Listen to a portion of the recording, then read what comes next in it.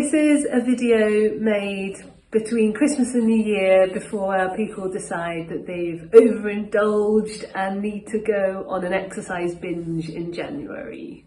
And this is really just a few tips to stay injury free when you've decided that you need to get fit in the next new year.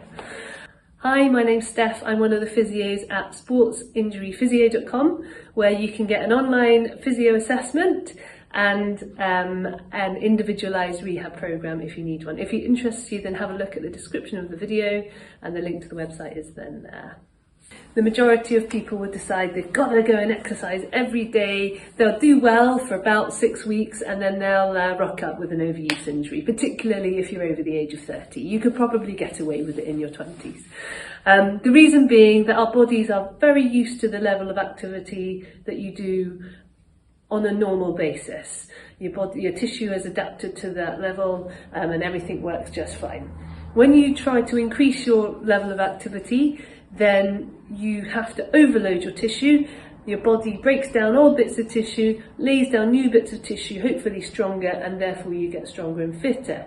But it takes a little while to do that. So it takes maybe 24 to 48 hours in order for your tendons in particular to regenerate. And if you don't have enough recovery, so let's say you decided to sign up for run every day in January or go to the gym every day for 6 weeks, having not been to the gym at all, then sometimes your body doesn't have enough time in between sessions of overload to recover and rebuild, and therefore instead of getting stronger, it breaks down and you end up later on getting a little bit injured. So to avoid doing that, then try the few following tips to get yourself fit and strong in the new year.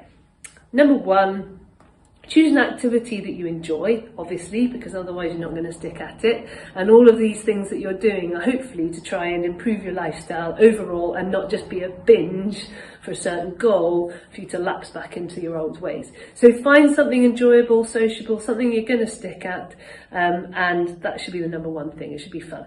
Secondly, give yourself a rest day in between when you first start out. Don't do something every day. So give yourself at least 1, if not 2 rest days in between when you're starting out.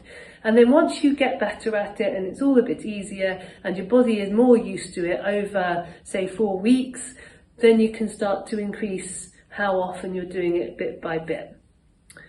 Thirdly, in terms of the intensity of the exercise, similar sort of thing. If you've not done something before, then you probably want to grade yourself into it. So for instance, if you've never done running before, or it's been a long time since you did running and you have done it before, then you might want to start with something like Couch to 5K, which will just grade you in slowly and hopefully give enough time for your tissue to get used to the new loads and get fitter and stronger. The 4th thing is to just pay attention to some niggles if you're getting them. You don't need to stop entirely, but if there's a niggle that's not going away, or it's getting worse, not better, or you're noticing something that won't stop hurting, and you can't run it off, then you probably need to deal with it sooner rather than later so it doesn't become a thing. So when it's just at a niggle level, you can sort it out pretty quickly, and this is where we can help you. And then finally, the 5th thing is to just make sure that you have a good warm-up. You don't go straight out into doing high intensity exercise without just getting your body warm in the first instance.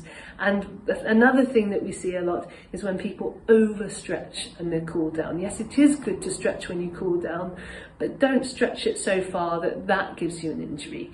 So by that, I mean take it to the point where it starts to stretch and hold it there, but don't be trying to get it as far as it will go and holding it for way too long, because that in itself can cause people some problems later down the line.